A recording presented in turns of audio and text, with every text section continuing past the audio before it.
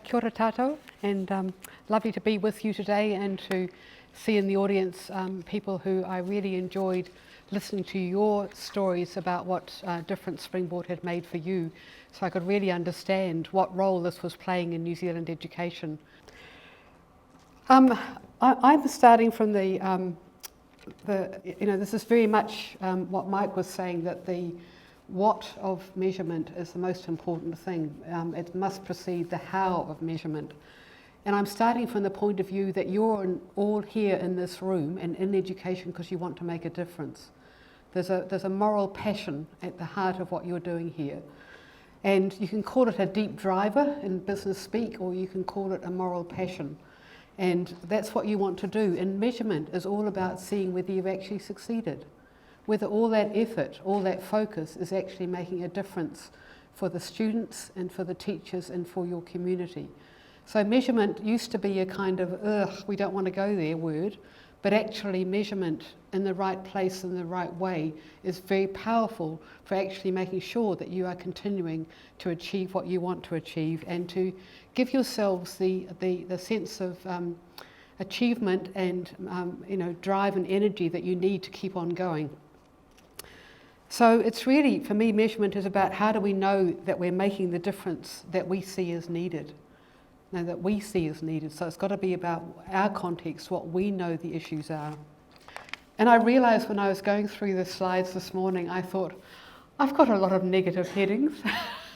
Why was this? And I think it was partially because I think measurement, you might be coming to measurement with some sort of blockages in your minds, that this is something that you feel is sometimes imposed on you or that other people ask you about.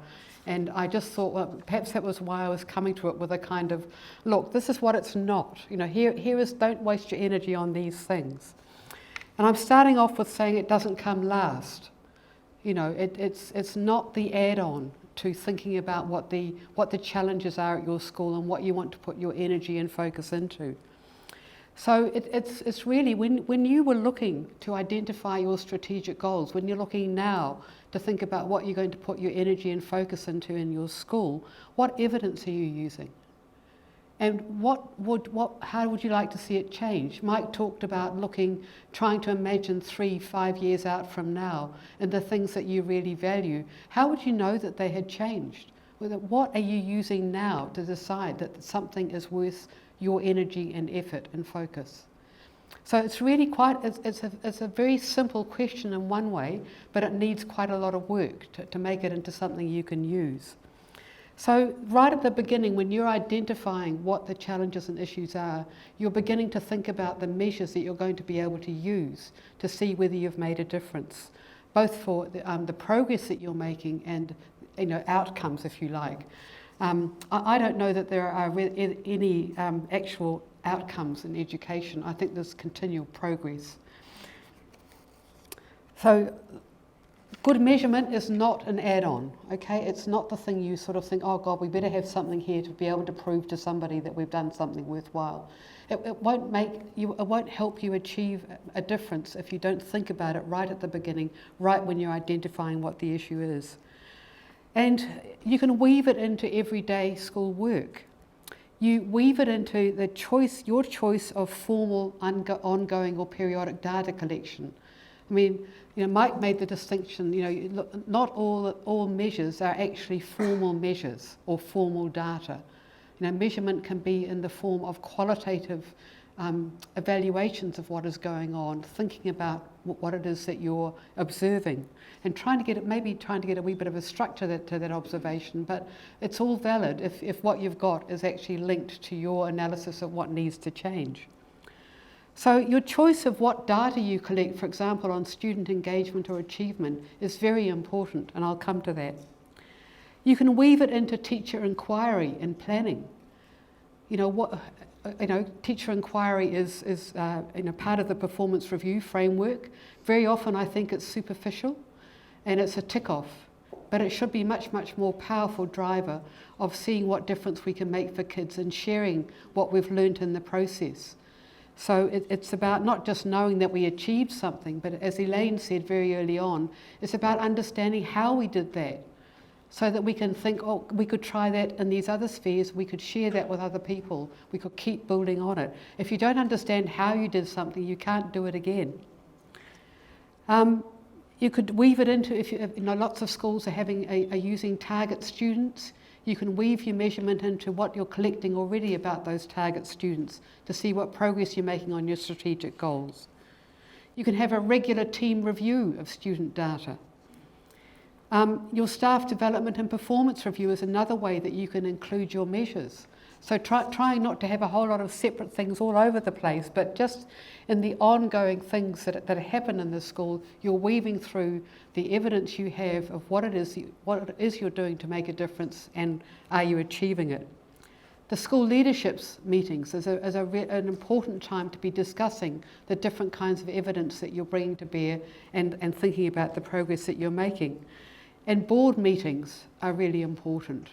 I was really struck when I was, Jackie and I were doing the interviews for the evaluation of strategic leadership for principals, and some principals talking about how they had used the framework that they had developed, the goals and the measures, to frame board meetings so that the board members became more effective. So that was running something through all the way that wasn't about, I'm going to have to do, use something entirely different in my board meetings than I'm using in my staff meetings than I'm using in my performance review. You want to have that line of sight. You want to have some commonality there and a common language that you can all use and ask questions about. I thought I'd just have a couple of slides about data with a capital D, and just on achievement data. Talking with my colleague Cathy Johnson, who does a lot of advisory work with schools and their senior leadership teams, looking at the data, and one of the questions she asks is, are you getting a useful picture of student needs and strengths from the assessments that you're currently using?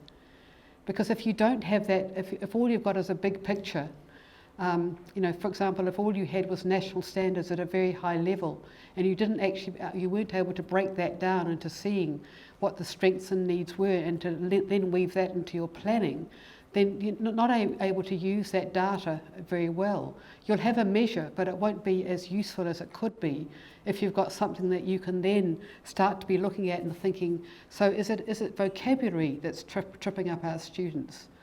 Is it to do with some of the mathematical concepts that we can see that they're not grasping years 3, 4, 5. We're seeing that there's this gap, there's this huge strength in number, but these other things that they're not picking up that we need to pay more attention to.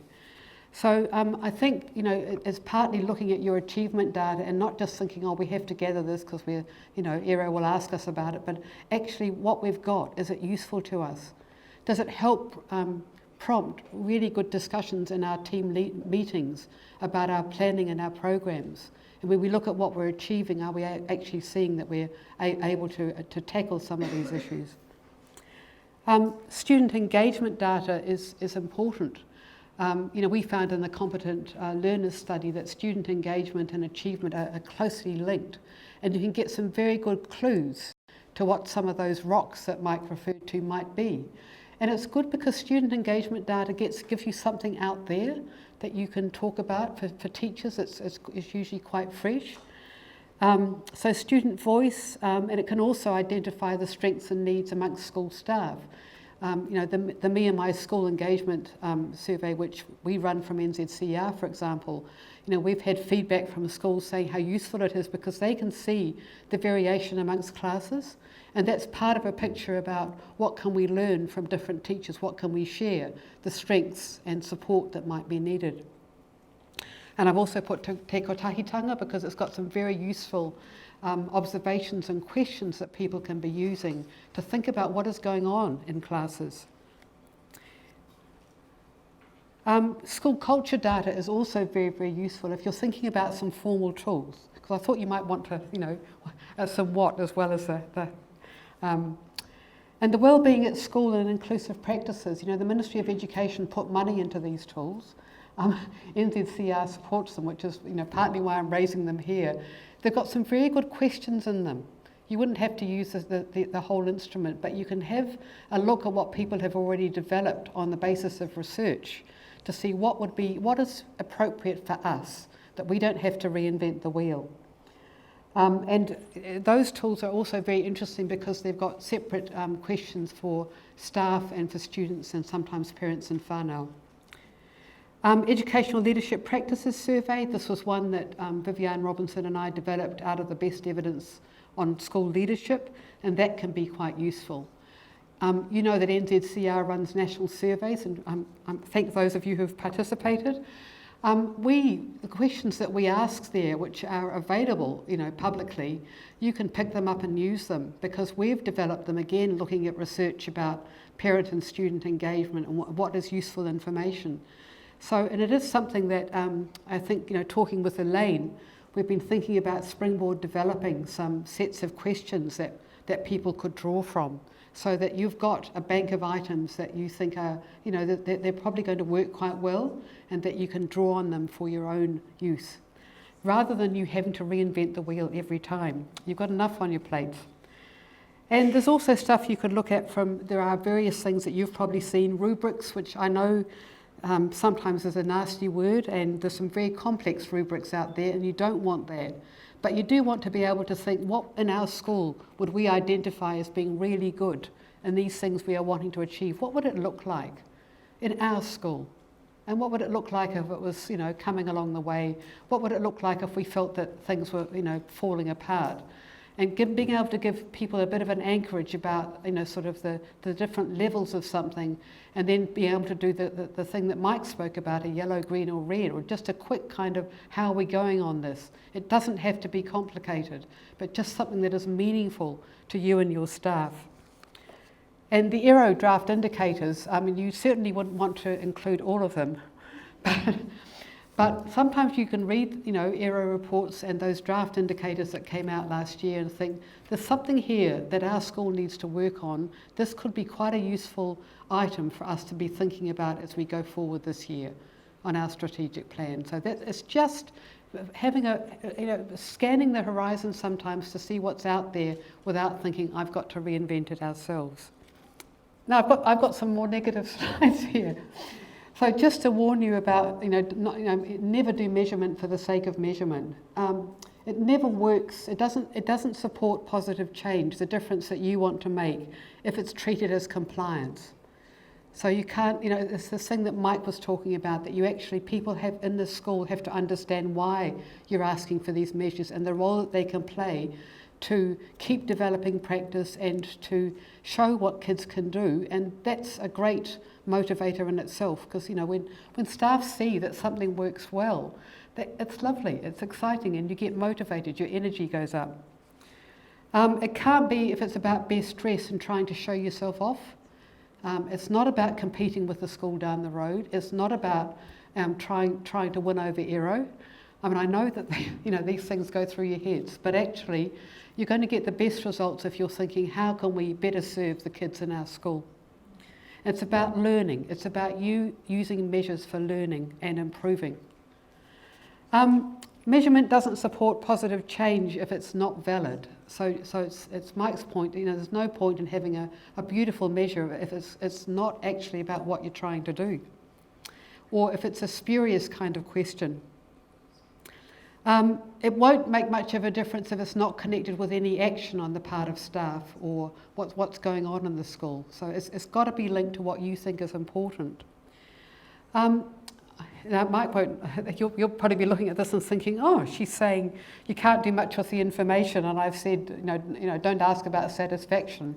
And he's just presented a slide saying how important that was for Marks and Spencer to look at satisfaction. And I guess what I was thinking about is that I've seen quite a few surveys which have asked some very superficial questions of parents and whānau, and I'm thinking there's nothing you can do with that. You can't use that information to keep improving things. So satisfaction gives you a kind of fuel, that they trust us, but actually you need a bit more than that. You need to understand a bit more. So don't not ask satisfaction, but please think about some specific things that you're trying to change. Like, I think there's some schools that have been working on parents' understanding of how they can help their kids at home, and some very specific questions around that are going to be more useful to you. And don't set your measurements in stone and keep measuring them year after year after year. If your strategic goal might have moved away, don't keep trying to cover all the ground, or be open to change. Your strategy will change, so be open to changing the measurement. The measurement doesn't rule you, you rule the measurement. So I've got another negative heading, and it's support. This is again, Mike said the same thing. You've got to share your targets. I'm thinking about measures and to do with targets. I'm thinking about how will we know if we're making a difference. I'm thinking about strategic planning is all about, we want things to change in this school. So you've got to share those targets. If a target addresses a side issue, just a minor one, then there's no point in measuring it. It's, people have got to put their energy into really important things. And they can't have too many of them. There's got to just be a few fundamental things to focus on at any one time. Otherwise, people are just lost amongst it all. It doesn't help, I think, if targets are completely unrealistic. I've seen some very ambitious targets for, say, the proportion of students who'll get national standards. And I'm looking at them and thinking, wow, that's like... and I've seen some schools where very ambitious targets have been reached, and I've seen other schools that have felt disappointed by not being able to reach them. And so I would urge you to be setting targets that are good stretch targets, that aren't just simply the same as what you've got now or just a little bit above, but actually, we're going to have to work hard to get this, but it's within our grasp. Because then you can keep building on it rather than people feeling a bit flat or getting into a kind of blame mode, because you don't want that. You want to be able to keep learning. So you want to have some rolling growth targets. And I remember talking to somebody who's been involved in a lot of change management overseas and achieved a great deal of success.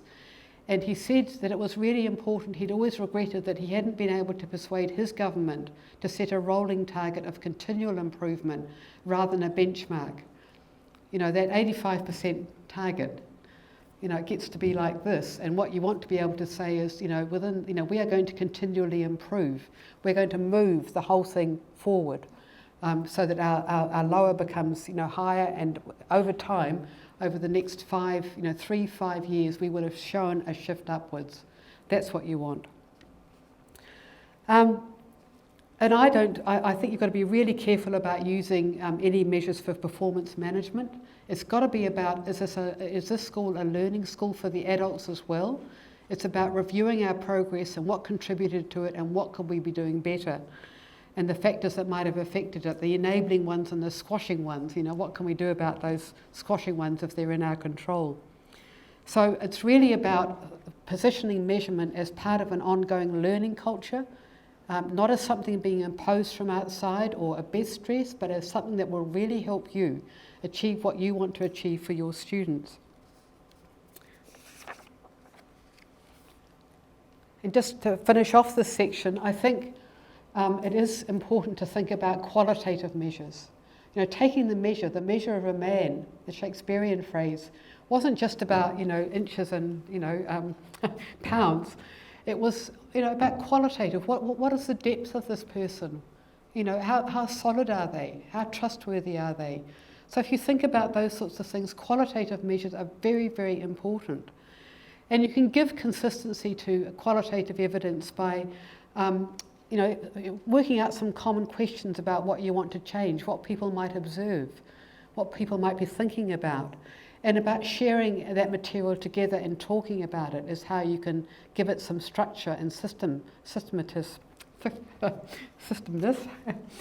But what you're doing with this is, if you think about having some good measures, qualitative and quantitative, and then that you're going to be discussing them, what you're doing is developing a very strong reflective culture over time. So the point of measurement is to help build that culture so that you are really able to drive that change and make the difference. So it's about changing school culture, not just about the principal or the senior leadership team, looking at the measures off and not really sharing that with anybody else, or thinking we'll just do that when it comes to the error review or when we do the annual report that we share with the ministry. It's got to be part of the ongoing work of thinking how are we going, what are we doing, what difference is it making? Thanks.